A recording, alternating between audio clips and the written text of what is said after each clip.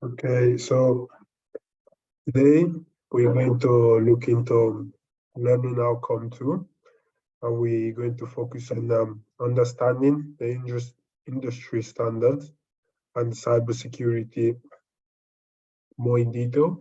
So we will now evaluate the different controls to manage cybersecurity risks. Then we will now critically evaluate the cybersecurity strategies within organization against industry standards. So from our indicative content today, we are going to learn about cybersecurity management. We will look into what is a cyber risk management, how can we reduce these cyber risks, and also how we're going to inform risk management regimes. Also, in today's session, we're going to look into cybersecurity strategies. We will now identify security objectivities, assessing network security threats, dealing with security challenges, and tackling cyber crimes. So from the past tutorial, yesterday's session, we looked into analyzing what are the type of cyber attacks and how do company react, are going to react from this impact from these attacks, and also we looked on how these are impacting the organization. And then we also looked into network vulnerabilities and how what are the strengths and weaknesses of organizations. So with today's session, we have now introduced what we introduced 10 types of cyber attacks, and now we're going to look into how this can be managed. So by management, we're simply going to describe how the organization, which is a hierarchical structure, is going to have a CEO, which is at the head of the company, which majority of operation decisions will come from. And we will now, on the lower level, have managers, the department managers, which will now receive information, will now receive duties according to what is the job role from the CEO.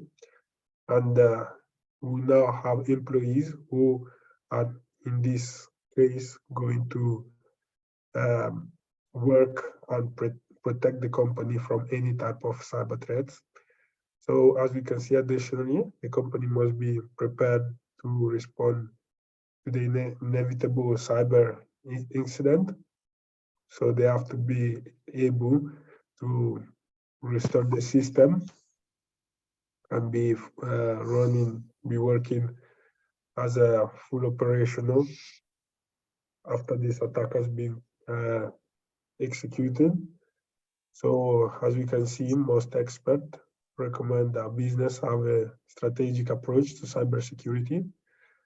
So by strategic approach is simply having a plan structured in case a cyber attack might be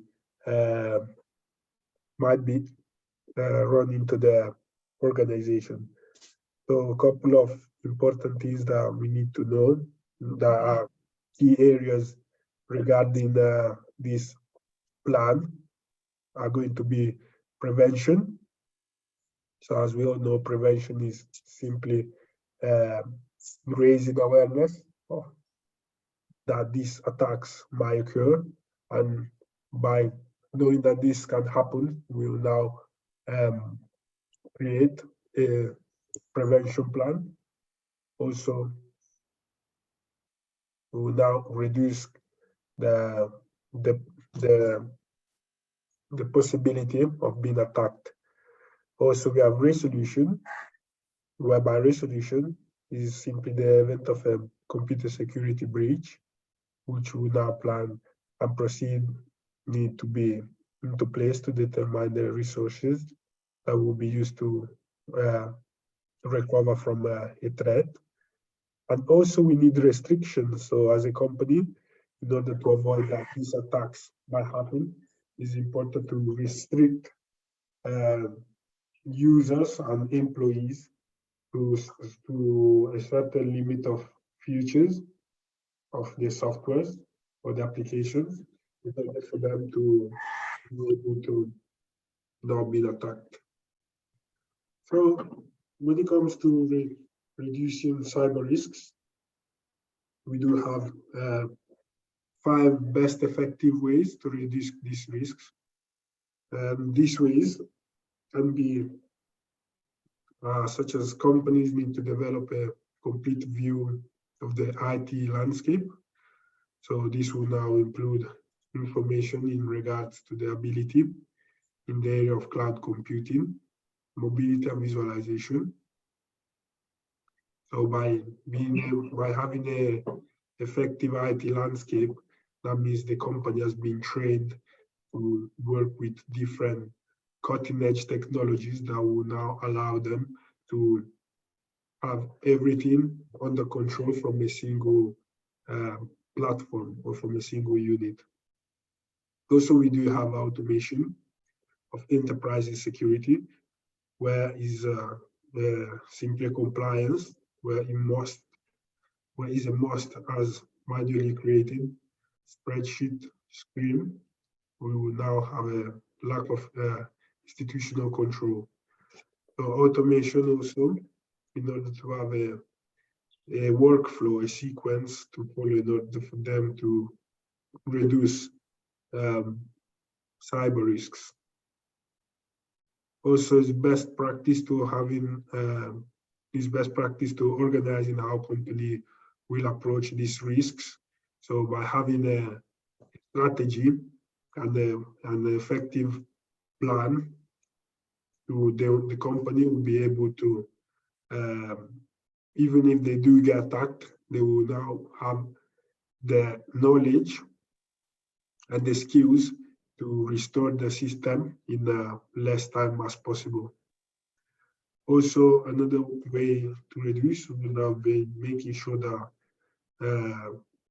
we do have access to area of computer network where these actually need to be accessed. So by reducing the access, we will now privilege some areas to only a certain numbers of users. And finally, one area that needs stressing is also getting employees on board with the company overall security efforts. So at the lowest level of the company, there are the employees which have to be trained, and they need to have enough knowledge of what are their own responsibility and duties when there are some vulnerabilities or there are also cyber threats that occur in the business. So when it comes to informing our employees and stakeholders, it's best to have a risk management regime. So by regime, it's just having a structure, like a solid structure, so like how in a company we have CEO, managers, and employees. It's also best to have a really good structure for this risk management. So we need to establish a governance framework. One second.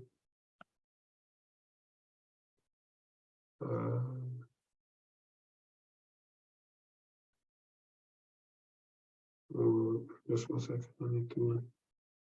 Yeah, as we were saying, we need to establish a governance framework. So by governance frameworks, we're just going to enable and support a consistent and empowered approach to inform risk management across our organization, with ultimate responsibility for risk ownership president and board level. Also, we're going to determine the organization risk appetite. So this would now mean that we all agree that the level of information risk the organization is prepared to tolerate in the pursuit of its business objectivities. So,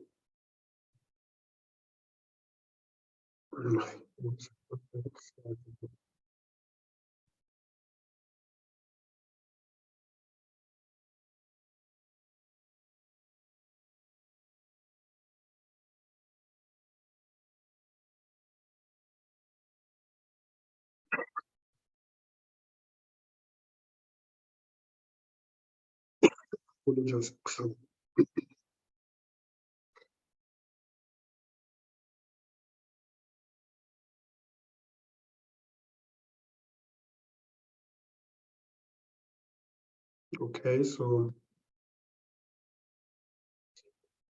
moving on. In our regime, we also need to maintain the board engagement with information risks. So it is important for stakeholders to ensure that any update or any information that comes up as a new information need to be shared within every single department and within every single stakeholder in the company. Because what we know is that technology keeps evolving. Therefore, it's really important for us to stay up to date with the latest trend technologies and therefore also the type of attacks and vulnerabilities that organizations might be subject to. Also, we need to produce supporting policies where overarching corporate information risks policy needs to be created owned by the board of help communicate and support risk management objectivities. Also, we need to adopt a life cycle approach to inform risk management. Also, it is really important to apply recognized standards.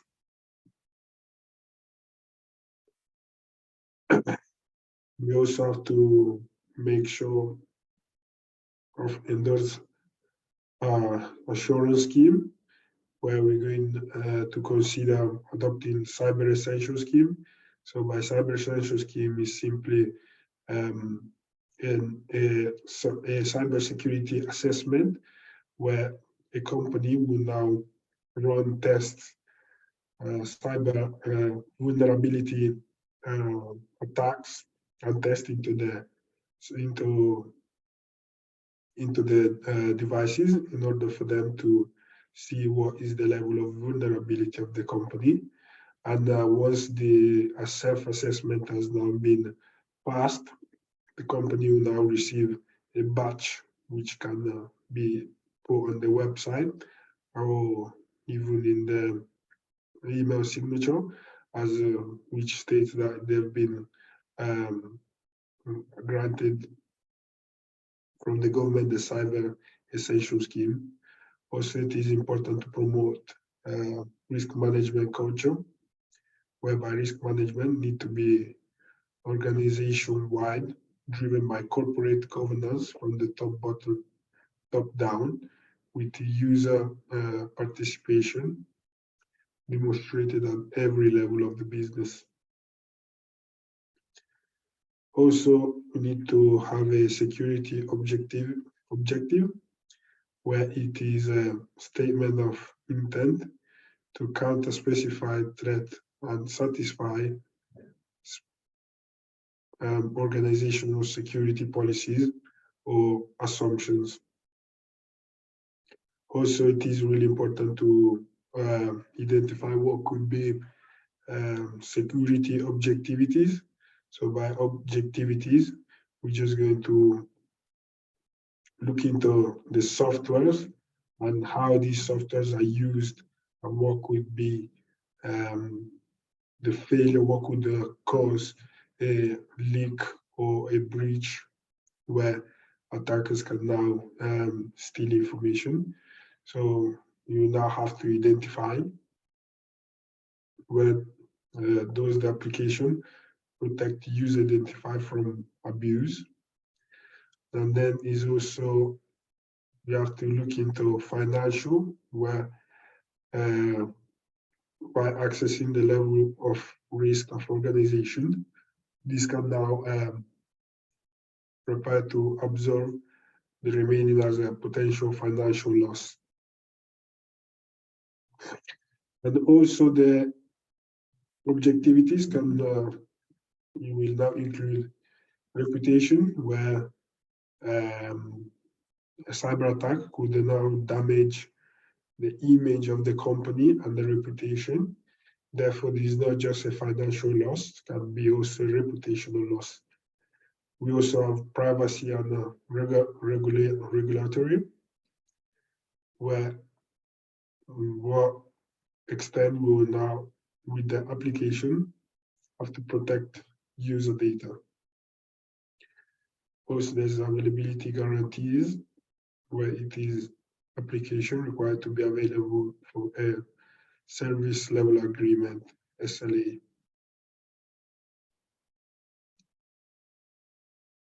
Okay, so we've now looked into finding the main objectivities.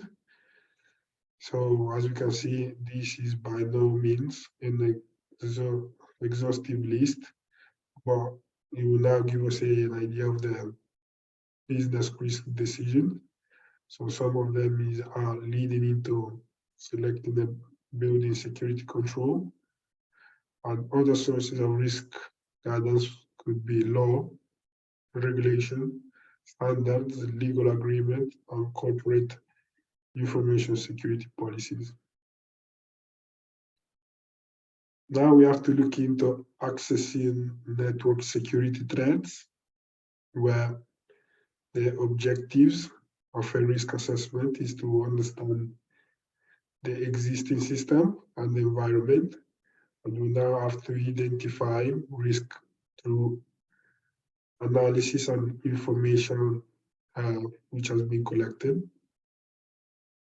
So some of this information can now be, will now include security requirements and objectivities, system or network architecture and infrastructure, information available to the public or accessible from the organization website, and also physical assets. So we do have a very long list of assessing network security threats, where we also need to understand other type of information, such as data repositories, like that database management systems, or maybe the list of application, network details, security system in use. So as you can see, we do have an article. We have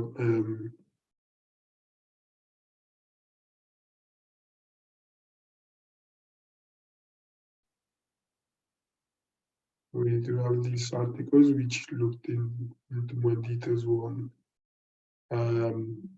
when we're dealing with security challenges.